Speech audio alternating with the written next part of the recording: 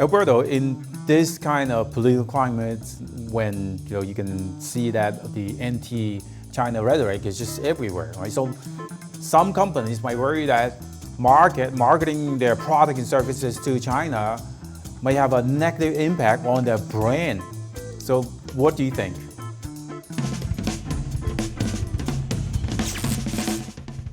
How is it that if people talk bad about the country and if you put your brand in the country, then may be bad for your reputation?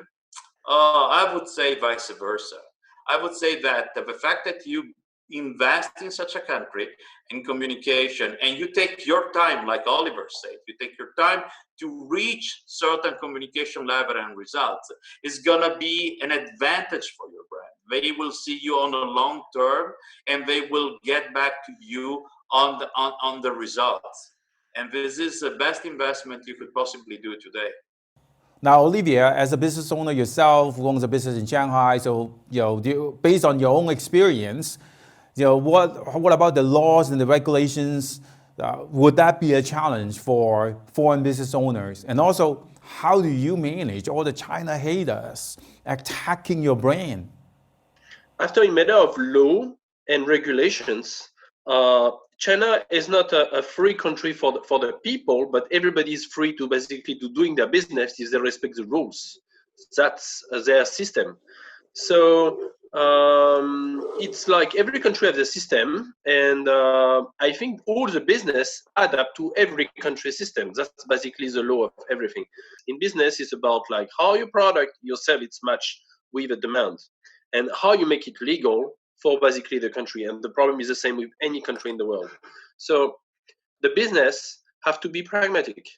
They have to understand the system and adapt themselves to the market. And yes, I mean, like you can complain, you can hate China, like the haters always going to hate, right? But the people who are doing business, they are not in the complaint mode. They are thinking about solutions.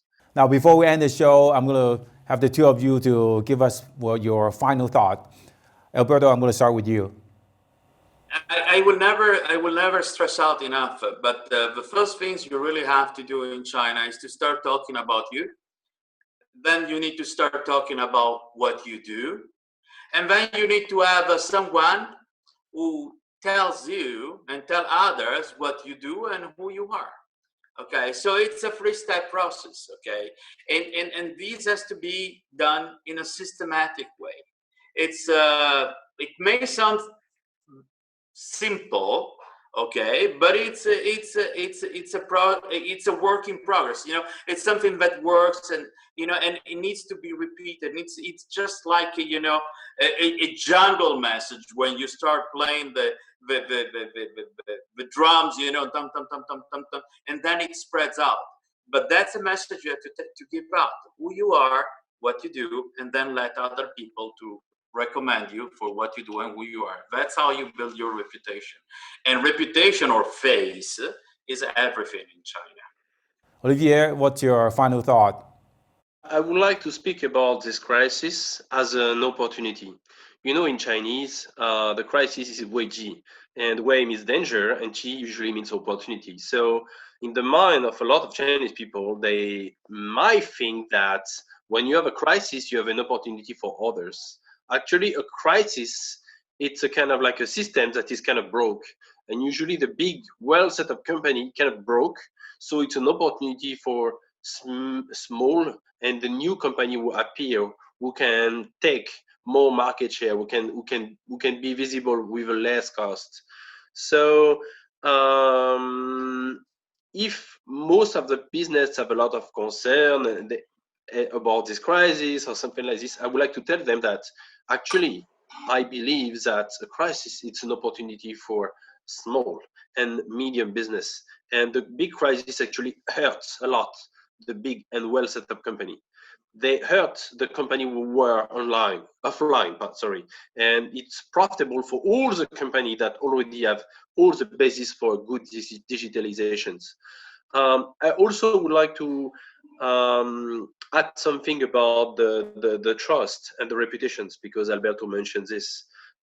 It's basically the base of all business in China, the B2C and the B2B.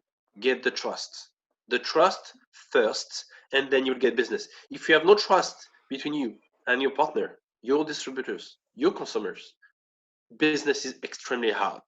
It's almost impossible. China is a country of guanxi, that, as you say, but the base of guanxi is the trust. So what brands need to care and focus first, it's get the trust. How can I get the trust from a small number of consumers or distributors or partners or even my staff? How can they really trust me? And then they have the base and the foundation to basically to develop their business. So speak about yourself, let the people know about you, let the third party speak about you. All of the process that explain is to basically focus on one target, is like build the trust from you as a personal founder, as a company, as a brand, or any business that you have. Okay, thank you very much, gentlemen. I hope that you have a good day, and I hope that I will see you in China very soon. Take care, guys. Thank you. Have a nice day. Bye-bye. Ciao, ciao.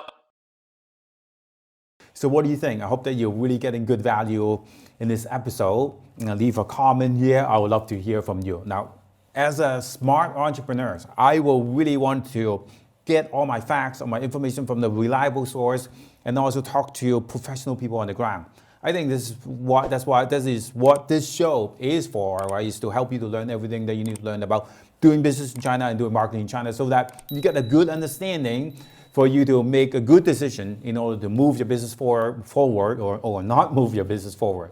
Right, so if you think that you are ready to take your business to the next level and selling your products and services here in China, so you can click the link here. I'm going to leave instructions here, and click the link somewhere in this video, and to get one of our China marketing experts to have an online conversation with you. And also you can join our private group.